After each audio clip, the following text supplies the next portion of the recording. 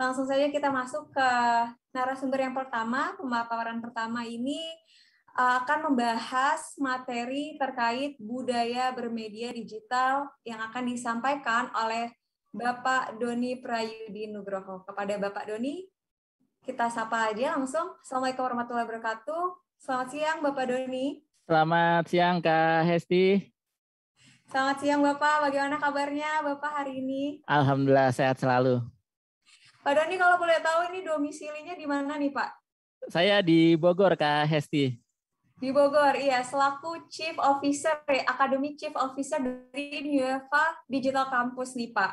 Ya, berarti betul sekali. Untuk Nueva Digital Campus ini proses belajar mengajarnya tidak sama sekali perlu ke kampus ya, Pak? Iya, Secara sama digital sekali. atau bagaimana? Iya, semua begitu. proses pembelajaran secara digital.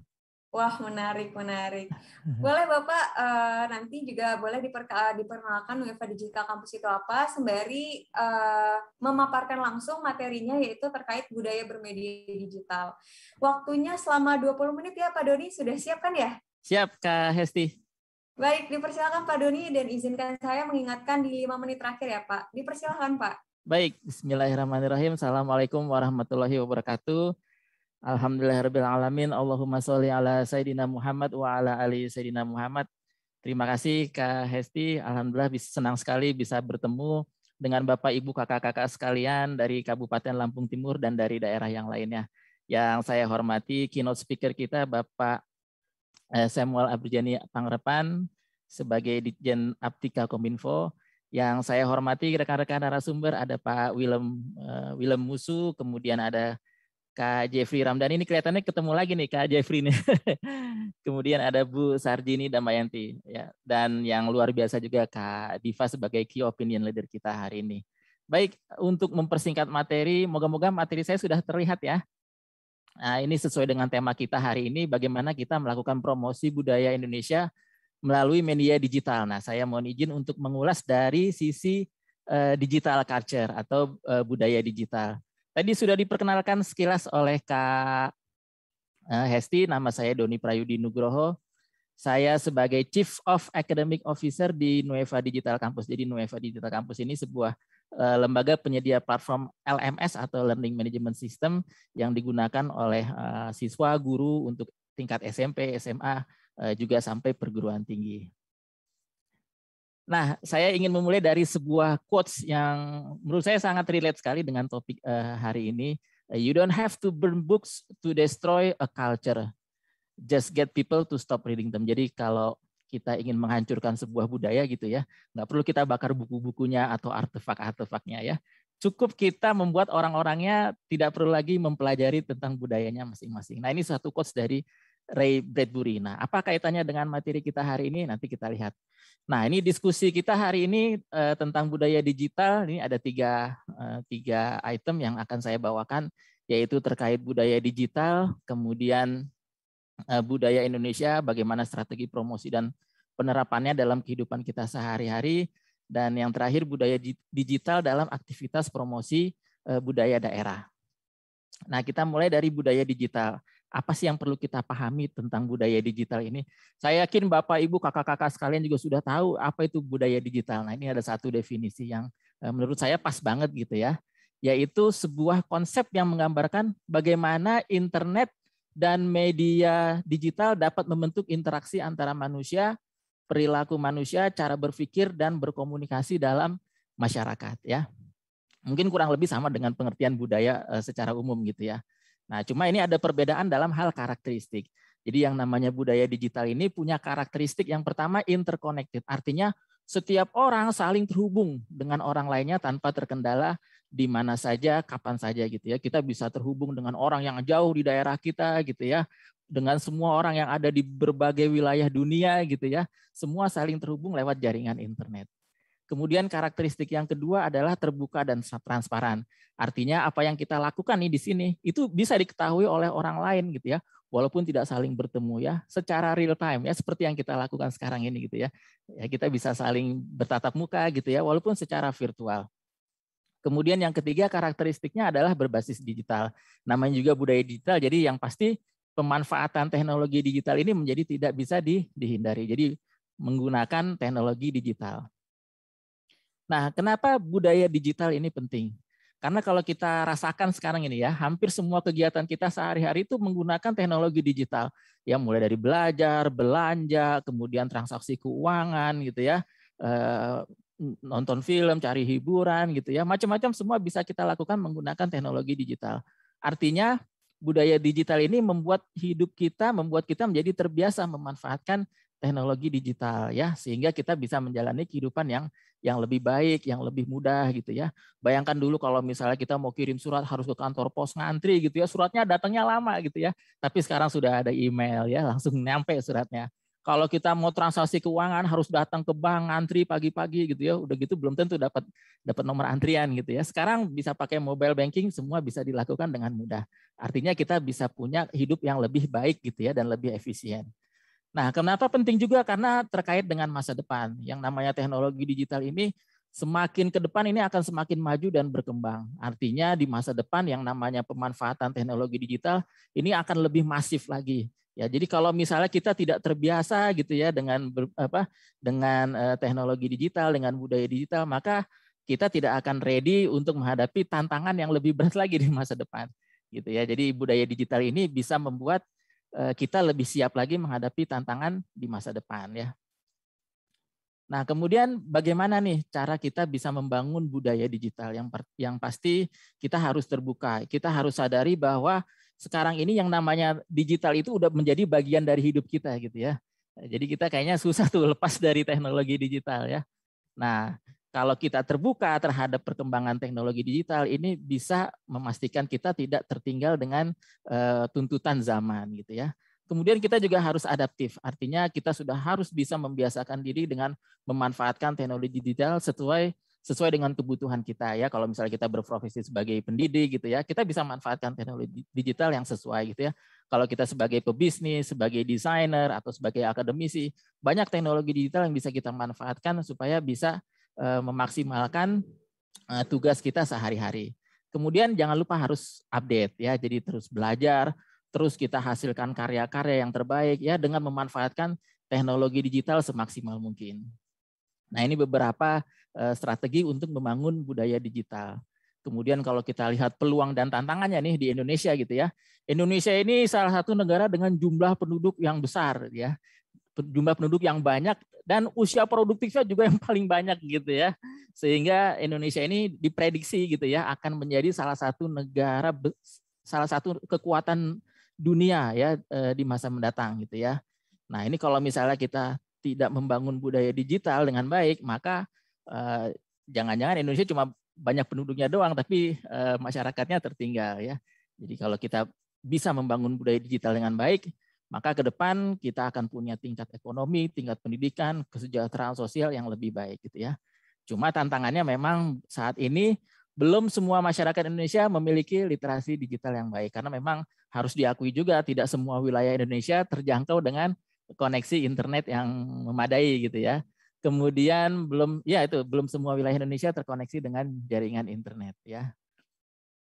Nah, kemudian kita lihat budaya Indonesia ya, bagaimana strategi promosi dan menerapkan budaya bangsa Indonesia ke dalam aktivitas digital kita sehari-hari.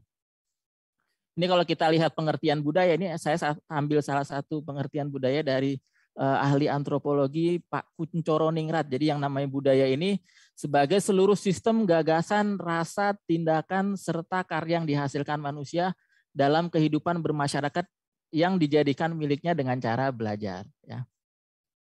Nah, bentuk budaya ini ada dua gitu ya. Ada yang tangible gitu ya, sifatnya itu berwujud ya, ada wujudnya gitu ya, bendanya kelihatan gitu ya, seperti misalnya rumah adat, tempat ibadah, pakaian khas daerah, senjata daerah, alat musik tradisional. Nah, ini kan hasil budaya tapi yang kelihatan wujudnya gitu ya. Ada juga budaya yang sifatnya itu intangible, artinya yang tidak berwujud ya, tapi ada gitu ya, misalnya bahasa daerah, kemudian cerita-cerita rakyat, puisi, pantun gitu ya, karya sastra daerah, lagu-lagu daerah, tradisi, kebiasaan, termasuk masakan-masakan khas daerah ya, dan lain-lain. Ini banyak banget ya, Indonesia ini salah satu negara yang kaya sekali dengan budayanya gitu ya. Jadi kita harus bangga gitu ya. Kita jadi warga negara Indonesia punya banyak sekali kekayaan budaya yang cuma sayangnya tidak semua dari kita tuh tahu gitu ya budaya daerah-daerah kita masing-masing gitu ya. Nah, ini beberapa contoh bentuk promosi digital budaya Indonesia ya secara digital nih. Misalnya pertunjukan seni, apakah itu seni tari, seni suara, seni musik, seni teater. Nah, ini bisa dilakukan secara daring. Bulan September kemarin itu dari Dewan Kesenian Jakarta pernah menggelar International Ethnic Music Festival. Itu dilakukan secara daring gitu ya. Kemudian video pendek, kita juga bisa buat video-video pendek tentang objek wisata atau kesenian daerah, lagu daerah, macam-macam ya. Kemudian kita bisa unggah lewat media sosial. Nah, ini ada salah satu video yang sangat viral sekali. Saya yakin Bapak Ibu juga sudah pernah lihat ini video dari Alfie Ref ya, Indonesia Wonderland. Ini kemarin terakhir saya cek yang nonton itu sudah 27 juta kali gitu ya. Nah, beliau adalah seorang sinematografer dari Jogja kalau tidak salah gitu ya. Videonya sangat viral sekali. Dan itu menggambarkan bagaimana budaya-budaya daerah dikemas dalam satu video yang sangat bagus sekali. Kemudian bisa juga kita memproduksi film-film animasi gitu ya, yang mengangkat cerita rakyat atau nilai-nilai budaya daerah. Nah, ini juga pernah nih tahun 2017 ada satu film animasi namanya judulnya Night Chris gitu ya. Diputar di bioskop kalau tidak salah. Saya sendiri belum melihat nih, tapi pernah ada gitu ya film animasi tentang budaya daerah. Kalau tidak salah, Disney itu juga bikin satu film animasi yang juga mengangkat salah satu ciri khas Indonesia tuh, film yang terakhir itu Raya and the Last Dragon kalau tidak salah judulnya ya. Kemudian musik. Indonesia ini kaya sekali dengan musik-musik daerah gitu ya. Nah, itu juga bisa dipopulerkan lewat sosial media. Nah, ini kalau tidak salah video Indonesia Wonderland ini juga banyak sekali musik-musik daerah yang diangkat gitu ya. Kemudian bisa juga dalam berupa augmented reality ya atau AR. Ini aplikasi berbasis AR ini bisa mengangkat misalnya rumah adat, baju adat, senjata adat ya sebagai media pembelajaran. Kalau tidak salah tahun 2012 kemarin ada salah satu perusahaan Indonesia namanya Anantapura Studio, dia bikin satu AR kerjasama dengan Kemendikbud gitu ya, itu tentang baju-baju adat, senjata adat, rumah adat, macam-macam. Kemudian bisa juga dalam bentuk virtual exhibition ya atau pameran atau eksibisi secara virtual karya-karya seni daerah, produk khas daerah dan lain-lain. Ini Oktober kemarin nih ya di Bandung, Institut Seni Budaya Indonesia Bandung menggelar Festival Budaya Nusantara. Semuanya digelar secara virtual ya, bagus sekali. Nah, kemudian bagaimana kita bisa menerapkan nilai-nilai budaya bangsa gitu ya dalam kegiatan aktivitas digital kita sehari-hari. Jadi yang namanya nilai budaya bangsa ini pasti kaitannya dengan nilai-nilai Pancasila, karena kalau kita lihat itu nilai-nilai yang terkandung di dalam Pancasila itu berakar dari nilai-nilai budaya bangsa Indonesia yang sudah dari zaman dahulu kala gitu ya. Itu ada nilai-nilai keagamaan, nilai-nilai kemanusiaan, nilai-nilai persatuan. Kemudian ada juga nilai-nilai permusyawaratan, nilai-nilai keadilan sosial. Ya, 5 sila itu punya banyak sekali nilai-nilai yang sebenarnya bisa kita aplikasikan dalam aktivitas digital sehari-hari. Misalnya contohnya ya untuk nilai-nilai keagamaan ya kita bisa menghargai perbedaan agama di media sosial. Contohnya tidak melecehkan atau menghina agama orang lain. Kemudian untuk nilai-nilai kemanusiaan kita juga bisa nih menghargai privasi hak-hak orang lain ya, tidak melakukan hate speech atau cyberbullying, body shaming di media sosial ya. Kemudian nilai-nilai persatuan ini juga bisa kita lakukan ya secara digital ya dengan cara tidak menyebarkan berita-berita bohong yang bisa menyebabkan perpecahan ya. Kemudian untuk nilai-nilai permusyawaratan ya kita bisa menghargai perbedaan pendapat orang lain ya. Jadi kalau misalnya di media sosial gitu ya kita bisa memberi komentar yang baik ya, komentar yang santun gitu ya supaya kita terlihat bahwa kita ini orang-orang yang memang beradab gitu ya. Kemudian nilai-nilai keadilan ya. Ini misalnya kita tidak membajak konten-konten orang lain demi keuntungan pribadi ya atau pembajakan ya. Jadi banyak nilai-nilai budaya bangsa yang bisa kita terapkan dalam aktivitas digital kita sehari-hari. Nah, lalu bagaimana nih budaya digital dalam kegiatan promosi daerah ya. Kalau kita misalnya ya tinggal di satu daerah, maka kita harus kenali dulu nih budaya daerah kita masing-masing. Ya karena bagaimana kita mau promosi kalau misalnya kita tidak kenal dengan budaya kita gitu ya. Kalau misalnya kita tidak kenal, kita cari tahu ya, kita bisa browsing, cari di internet informasi sebanyak-banyaknya tentang budaya daerah kita. Kalau misalnya tidak banyak informasinya di internet, kita juga bisa lakukan semacam riset kecil-kecilan ya, atau riset sederhana tentang budaya daerah kita ya. Kita bisa wawancara dengan orang-orang yang sudah sesepuh atau ketua gitu ya. Kalau misalnya kita tidak banyak menemukan informasinya di internet.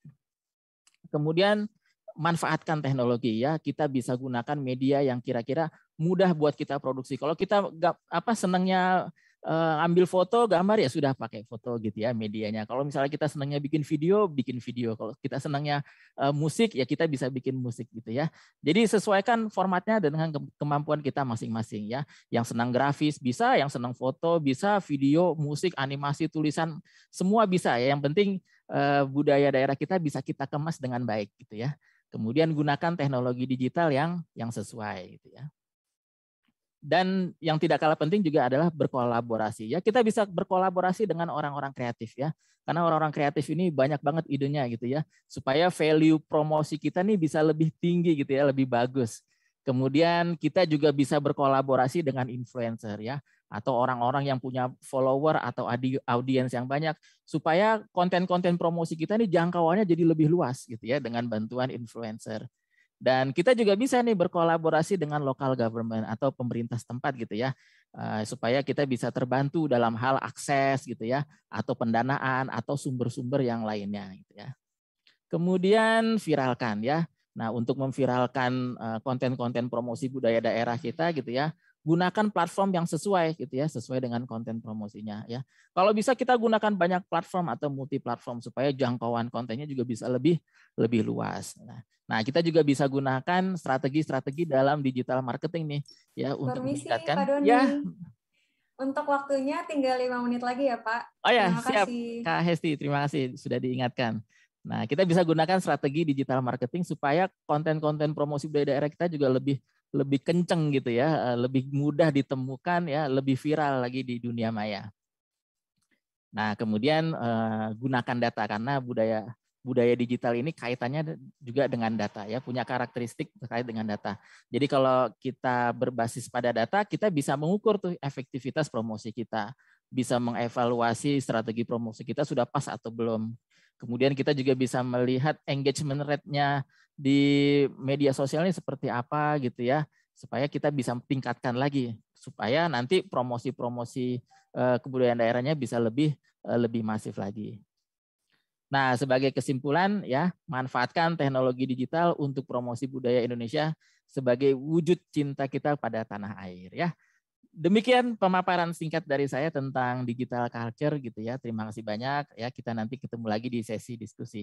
Saya kembalikan lagi ke Kak Hesti. Terima kasih Kak Hesti.